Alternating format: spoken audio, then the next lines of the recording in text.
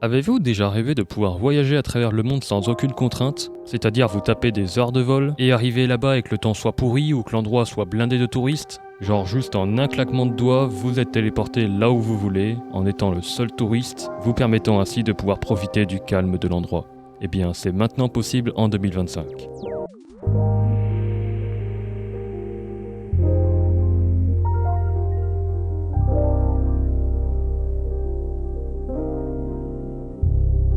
Laissez-moi vous parler de Lushfoil Photography Simulator, un jeu qui vous permettra d'explorer des lieux touristiques autour du globe.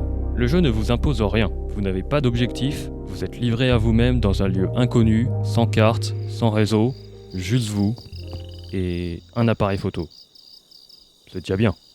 Lushfoil Photography Simulator est avant tout, comme son nom l'indique, un simulateur de photographie. Si vous n'êtes pas un fan de photos, c'est pas grave, vous pouvez juste explorer l'environnement. Mais si vous êtes un fan de photos, eh bien ce jeu est fait pour vous. Car si vous pouvez prendre des simples photos avec les paramètres de base, vous pouvez aussi régler votre appareil pour faire de meilleures photos. Tous les paramètres que vous pouvez retrouver sur un appareil photo professionnel, vous allez les retrouver dans ce jeu. Mais c'est pas ça qui fait de Lushfoil un jeu réaliste. Parce que si c'était juste « Wow, regardez, on peut modifier les paramètres de l'appareil photo », bah ce serait du vu et revu. Gran Turismo le fait aussi, BeamNG aussi, Cyberpunk aussi. Ce ne sont pas non plus les graphismes photoréalistes, mais on va en reparler après. Ce qui fait de Lushfoil un jeu réaliste, c'est la reproduction fidèle de vrais endroits dans le monde. Mais avant ça, un petit peu de contexte ne fait pas de mal. Lushfoil Photography Simulator est développé par une seule personne, Matt Newell, passionné de photographie et de randonnée. Il faisait autrefois des clips musicaux sur YouTube, et le 29 mai 2018, il sort comme ça de nulle part une petite démo sur Itch.io intitulée Explorable Forest Valley. Un petit jeu d'exploration très simple où vous errez sans but dans une forêt faite sur Unreal Engine 4. A l'époque, les gens étaient déjà bluffés. Le jeu était gratuit, le jeu était beau, et surtout, il n'y avait pas vraiment de gameplay, ce qui rendait le jeu unique vu que c'était juste de la pure exploration. Par la suite, il a sorti 5 autres démos entre 2019 et 2020. J'avais d'ailleurs découvert ça en 2022 et j'avais téléchargé toutes les démos disponibles pour pouvoir y jouer lorsque j'aurai un PC qui pourra les faire tourner, c'est chose faite. Et en 2023, plus rien. Le jeu n'est plus disponible en téléchargement.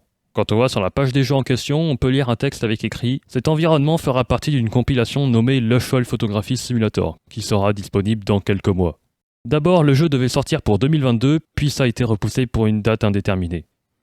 Et là, ça y est. Le jeu a été enfin annoncé pour le 15 avril sur PC, PlayStation et Xbox. Le jeu a migré de Unreal Engine 4 à Unreal Engine 5, permettant ainsi une amélioration graphique remarquable, et une démo est déjà disponible sur Steam, elle contient 3 environnements avec une limite de temps pour éviter qu'on finisse le jeu avant qu'il sorte. Ça c'est pour l'histoire de Matt Newell. Mais j'ai pas fini ma phrase avec qu'est-ce qui fait de Lushfoil un jeu réaliste. Comme je l'ai dit, Matt Newell est avant tout un randonneur et un photographe. Et grâce à de nombreux clichés qu'il fait à travers le monde, il arrive à faire une reproduction fidèle d'un lieu en prenant en compte le relief, les petits détails même les moins importants, ou même encore le son de la faune. Quand on regarde sur Google Maps, il y a évidemment quelques différences par rapport au jeu, mais majoritairement c'est assez fidèle. Surtout quand on voit la reproduction de la Haute-Savoie. Pour le coup, je suis déjà allé 2 fois en Haute-Savoie et je dois dire que le jeu est assez réaliste. Côté environnement, vous avez du choix. Vous avez du coup la France avec la Haute-Savoie, mais aussi le Japon avec Fushimi Inaritaisha, l'Australie avec Castle Rock Beach, l'Islande avec le Myrdal Sandur, le Népal avec la région d'Annapurna, ou encore la Chine avec l'île abandonnée de Shenzhen. J'ai déjà donné pas mal d'exemples, mais il y en a encore tout plein d'autres que j'ai pas dit. Au total, quand le jeu sortira, nous aurons 10 environnements. Pour l'instant, le développeur n'a pas l'intention d'ajouter de DLC vu que ça fait plus de 6 ans qu'il travaille sur le jeu non-stop, mais j'avoue que ça pourrait être très cool si jamais il y en a. Mais bon, avec un seul environnement, il y a déjà de quoi faire un bon jeu. Avec 10, c'est déjà bien assez, n'est-ce pas? Non? C'est pas assez?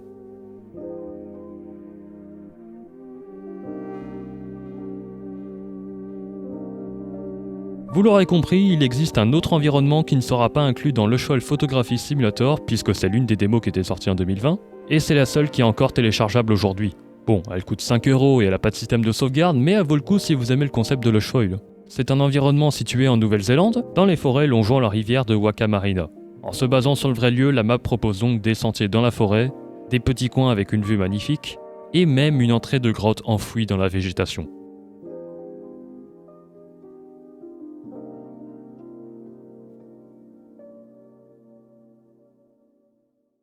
Ok, je vous ai parlé de plein de choses, mais il y a un sujet que j'ai toujours pas abordé, c'est quoi le but du jeu ? Depuis tout à l'heure, vous n'avez eu qu'une mise en bouche en voyant tout ce que le jeu propose, mais vous ne savez toujours pas à quoi vous attendre si vous essayez de le télécharger. Juste pour info, les explications qui vont suivre vont spoiler le début du jeu. C'est uniquement pour ceux qui veulent savoir si le jeu leur plaît avant de l'acheter. Mais si vous préférez y aller les yeux bandés, alors skippez vers ce timecode. Quand vous sélectionnez une map, vous êtes lâché au milieu de nulle part. Vous admirez le paysage qui vous entoure, vous marchez à travers les sentiers et vous finissez par tomber sur un appareil photo. Posé comme ça, au milieu de nulle part. Vous vous amusez avec, vous prenez vos plus beaux clichés, et un peu plus loin, vous trouvez un tableau avec des photos. Et là, vous tiltez. Vous comprenez que ce sont des photos de la map et que vous devez reprendre la même photo en retrouvant l'endroit exact sur la map. En cherchant les différents spots, ne connaissant évidemment pas la map, vous allez très probablement vous perdre dû à l'immensité de celle-ci. Mais malgré que les maps soient immenses, vous serez toujours confronté à un moment donné à un chemin qui est fermé à clé. Et la clé, vous allez la trouver quand vous aurez pris toutes les photos. Et quand vous aurez ouvert le cadenas, ce n'est pas la fin du niveau qui vous attend, mais à une nouvelle partie de la map, avec d'autres photos à prendre. Et encore plus de moyens de se perdre. Et quand vous aurez terminé le niveau, vous aurez une belle récompense. Je vous spoil pas, mais elle est très cool, honnêtement. Surtout si vous êtes un fan de photos. Ouais, donc effectivement, à première vue, ça semble être un jeu si simple, mais en réalité, il y a beaucoup de choses qui vous attendent. Je pense qu'avec cette vidéo, j'ai dû hyper beaucoup d'entre vous. En tout cas, si vous êtes resté jusqu'à la fin, c'est que le jeu doit probablement vous intéresser. Mais maintenant, il y a peut-être une question qui tourne dans votre tête avec toutes les images que vous avez vues. Est-ce que votre PC pourra le faire tourner ? Si beaucoup de personnes ont des PC gamers avec des cartes graphiques récentes, d'autres ont des PC plus moyens ou n'ont pas le choix d'utiliser le PC portable de la famille. Pour répondre à la question, j'ai moi-même un PC pas très puissant. Bon, après je suis surtout un joueur rétro, donc mon PC est overkill pour la majorité des jeux auxquels je joue, mais pour certains jeux, j'ai beaucoup plus de difficultés à les faire tourner. Mais pour le Lushfoil, ce n'est pas le cas, car il est très bien optimisé. Et ça, c'est un très bon point fort. La majorité des jeux d'aujourd'hui ne se concentrent plus sur l'optimisation grâce à l'arrivée du DLSS et autres technologies d'upscaling, ce qui permet de pouvoir pousser les graphismes au maximum tout en gardant une fluidité de l'extrême. Pourtant, pour ce jeu, malgré qu'il ait des graphismes photoréalistes, il n'utilise ni ray tracing ni DLSS. Vous y attendez peut-être pas à celle-là. Comme quoi il n'y a pas besoin de pousser votre 5090 à ses limites pour avoir des graphismes décents. Pour pouvoir jouer en Ultra 1080p, le développeur recommande d'avoir une GTX 1080. Oui, seulement une 1080. Et pour jouer avec les graphismes au minimum alors, si vous avez un PC de merde, dites-vous que dans mon PC j'ai une GT 1030 et j'arrive à faire tourner le jeu. À terme de comparaison, une GT 1030 c'est à peine plus puissant qu'une GTX 650 Ti, qui est une carte graphique qui a presque 15 ans. Et grâce au résultat du benchmark de Lushfoil, j'ai obtenu un framerate moyen de 34 fps. Ce qui est pas si mal en vrai pour une carte graphique conçue pour de la bureautique à la base. En résumé, Lushfoil Photography Simulator sera disponible sur Steam dès le 15 avril et sortira par la même occasion sur PS5 et Xbox Series. D'ailleurs, je l'ai pas dit, le jeu bénéficiera d'une version VR sur PC pour pousser l'immersion encore plus loin.